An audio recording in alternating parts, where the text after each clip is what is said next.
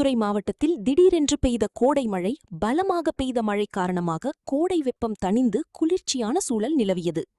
மயிலாடுதுறை மாவட்டத்தில் அக்னி நட்சத்திரம் நேற்று துவங்கிய நிலையில் பகல் பொழுதில் கடுமையான வெப்பம் வாட்டி வந்தது. இதன் காரணமாக பொதுமக்கள் பிற்பகல் 12 மணியிலிருந்து 3 மணி வரை வெளியில் செல்வதை தவிர்க்க வேண்டும் என்று மாவட்ட ஆட்சியர் அறிவுறுத்தியிருந்தார்.